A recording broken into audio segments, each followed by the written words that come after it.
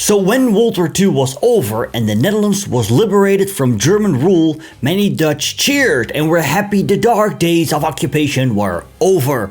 In the years after, the Dutch resistance was celebrated for being heroic in their struggle against the German occupier. Later research showed that only a fraction of the Dutch population actively participated in the resistance, not to mention last-minute resistance fighters, and a great deal of the population had collaborated. This raises the question, how cooperative were the Dutch with the German occupier in World War II? Good to have you back on the channel. If you're new, my name is Stefan, I'm a Dutch history teacher and I make videos about history for you. If you like that, subscribe and hit that notification bell. Oh, and if you can buy me a coffee. It would mean the world to me. Let's start. It was May 15, 1940, in the Dutch town of Rijsoord. General Winkelman, Supreme Commander of the Dutch Armed Forces, signed the unconditional surrender. The Queen, as well as the government, had escaped or fled to England and formed the Dutch government in exile. The city center of Rotterdam was now a smoking ruin in which 800 Dutch civilians had perished. Over 2,000 Dutch soldiers had fallen on the battlefield.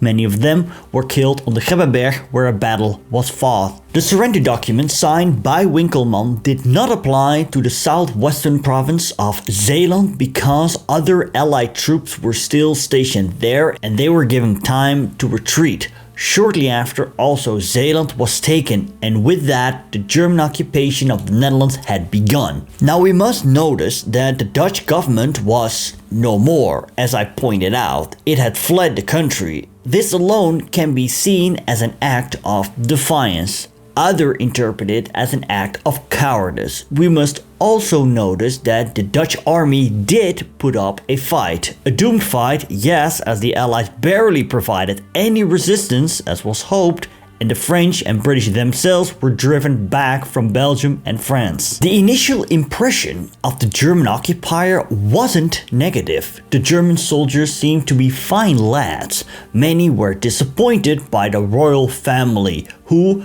abandoned the country. Furthermore, the German armies booked spectacular results in the month after May 1940, and above all, the Reich Commissioner of the Netherlands, Arthur Seyss-Inquart, promised the Germans would not impose their ideology on the Dutch. However, this turned out to be a lie.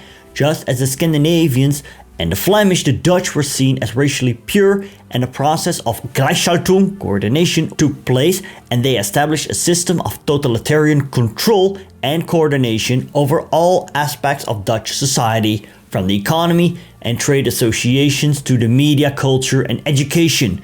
Freedom of press and speech was abolished, and the Dutch responded with aversion, as many didn't understand. Would the Germans really think that after a treacherous invasion, we would convert to Nazism, like one diarist stated? We are defeated militarily, but not culturally, so spare us your nonsense. After the German takeover, the NSB enjoyed a short-lived growth, but remained small, despite the career opportunities it would promise. NSB members were despised by most of the Dutch, as one person wrote, "The Germans were a plague, the NSB was a cancer that came from within." And that was one reason why civil servants remained on their post. They feared that if they would vacate their post, an NSB member would take his place. After the capitulation of May 15, 1940, the Netherlands came under civilian German occupation rule. But what exactly did that mean for civil servants and the police in particular? A radio address by the then Prime Minister Dirk-Jan de Geer a few days after the surrender gave an idea of what the government in exile expected of the civil servants. While the government intends to do its duty, it hopes that other administrative bodies in the Netherlands will not neglect their duty. Their duty now is, as best they can, to cooperate with the German authorities and thereby help the population as much as possible. This strategy was intended, on the other hand, to maintain peace and order, and on the other hand, to prevent as much as possible the occupiers' own administrative post from being taken by collaborators. Already in the first year of occupation, the Germans also instituted the so-called Aryan Declaration, Ariër Verklaring, in preparation for the dismissal of Jewish civil servants. All civil servants and teachers had to declare in writing that they did not belong to the Jewish religious community. This measure was also implemented by the police. Not only Jews were barred from the police force. Police chiefs who were not loyal enough to the satisfaction of the occupier were also replaced, usually by NSB members. The Dutch police thus became more and more a tool in German hands. Because of the Aryan Declaration and other anti-Jewish measures implemented by the occupying forces, another directive for civil servants was formulated in late 1940 via Radio Orange. Dutch citizens were urged to refrain from rapprochement with the occupier. About that occupier, it was mentioned during the broadcast of November 6, 1940. There are numerous things which he may not ask of the population. He may not punish citizens for disposition which they, before the occupation, showed toward his country. He must not persecute them on the ground that they belong to a certain political party, a certain race, a certain ecclesiastical community, even if such a race, such a party, such a community are not tolerated in his own country. 2 years later, Adriaan Pelt, head of the government press office in London, was even more explicit in a broadcast. What is not allowed, what is a crime against sovereign and fatherland,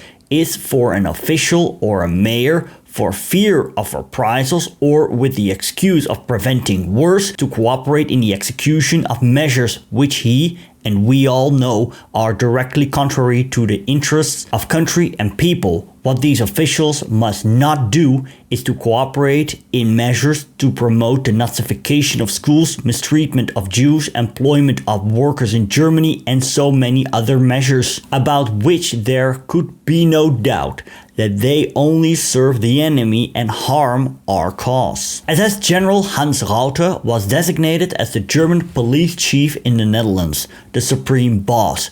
Arthur Seyss-Inquart, the Austrian Reich Commissioner of the Netherlands, had determined that maintaining public peace, order, and security was partially the responsibility of the Dutch police. The latter, however, came under the authority of the Germans. The Reichskommissar needed the support of the regular police, as occupying forces themselves had not sufficient manpower. For example, the Sicherheitsdienst in the country consisted of no more than 400 German personnel. In addition, there was the Ordnungspolizei or Grüne Polizei, for example, but they too had insufficient manpower. The NSB, the Dutch Nazi Party, which openly collaborated with the Germans, had its own black uniformed paramilitary movement, the Weerbaarheidsafdeling, the WA. After the Grüne Polizei arrested 400 Jewish men in Amsterdam in February 1941, strikes broke out in the capital. A month after the February strike, the occupying forces established the Police Training Battalion, the POB, in Schalkhaar. Here, reliable policemen were to be trained. Officers received military training, but were also educated in Nazi racial doctrine. After 6 months of training, the officers were added to regular corpses. In this way, the occupying forces tried to regain more control over the Dutch police force. The name Schalkhaar soon became the symbol for a bad cop. A sensitive point in the history of the police in World War II is the involvement of the police in the deportation of Jews. The fact is that Dutch police officers were used to round up Jews. The Dutch administration was charged with carrying out most anti-Jewish measures anyway. For example, in June 1941, a few months after the February strike, 250 Amsterdam policemen were deployed in the capital to arrest over 200 German and Dutch Jews, officially because they were to be interrogated by the SD. However, it soon became clear that the arrested Jews had been deported to Mauthausen concentration camp. Municipal police forces were also repeatedly deployed during raids in other cities in the following period. Benevolent officers again faced a dilemma. If one resigned, then one could be sure that the empty spot would immediately be taken by an NSB officer who would have no trouble at all implementing the anti-Jewish measures. If one remained at its post, then they would collaborate with the occupier and do harm on Dutch citizens. In February 1943, the church made itself heard and issued a document drafted by bishops and other clergy addressed to Seyss-Inquart. The letter had a clear message. Police officers were no longer to cooperate in rounding up young men for forced labor in Germany and arresting fellow Jews. After this call, some officers began to openly refuse work. Others decided to go into hiding. To prevent this, the occupying forces introduced a separate measure, the Sippenhaft. Family members of police officers in hiding had to be rounded up and taken to Vught concentration camp. By the end of 1943, 150 relatives of policemen were already imprisoned in Vught. A total of about 600 policemen went into hiding from the summer of 1943 to the summer of 1944. After various armed resistance actions and setbacks on the battlefields in Europe and Africa, the attitude of the occupying forces became increasingly fierce in 1943, and the Netherlands entered a spiral of violence. The number of death sentences against Dutch citizens increased enormously, and the Germans introduced the police constitutional law, politiestandrecht, which meant that those arrested could now be shot without trial. Resistance also hardened. Faulty policemen became more and more targets of attacks. The Germans demanded uniformity. The Dutch tried to maintain their diversity as much as possible. A tug of war was the result. In most cases, the Germans, fed up with the discussion, at some point took the decision and forced the Dutch to make adjustments. Subsequently, the Dutch supposedly bowed their heads, but in fact continued as much as possible the way they always had done things. Their mentality was different from that of the Germans. Almost immediately after the Germans invaded in May 1940, the Dutch Railway signed a loyal cooperation contract with the German occupiers. By doing so, the company hoped to continue operating relatively autonomously under German rule. The daily management of the company remained in the hands of the NS management. As a result, the trains, both freight and passenger, continued to run as usual. That was what the NS top management thought was most important, because that way social life would continue as much as possible. For the NS, signing the cooperation contract was a logical step. After all, the Dutch government had already issued an instruction in 1937. This determined how a business should behave in relation to a possible foreign occupier. In the instruction, it was emphasized that civil servants and services, even during an occupation, should continue to function. It was in the best interest of the Dutch. So when the German occupation was a fact, the NS followed the government line. While social life in the Netherlands was not disrupted, the German occupiers naturally reaped the benefits of smooth rail traffic. The NS was used to transport German soldiers, military equipment, and supply German industry, and thus also to transport Jews to the extermination camps.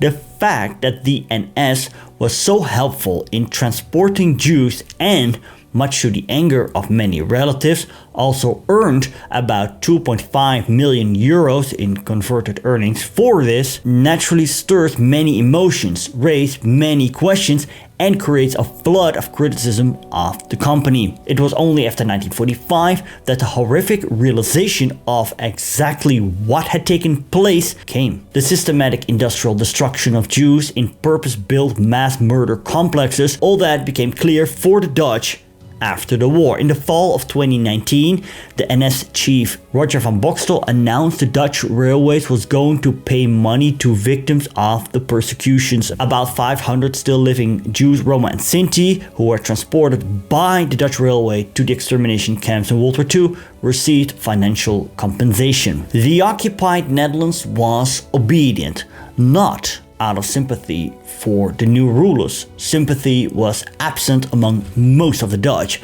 but out of lack of alternative. Because what were the alternatives? Resistance was a risky business. Early 1941, the first resistance members were executed, and this made a huge impression on the Dutch people because the death penalty had been abolished for 70 years. In May 1942, another 96 executions were carried out.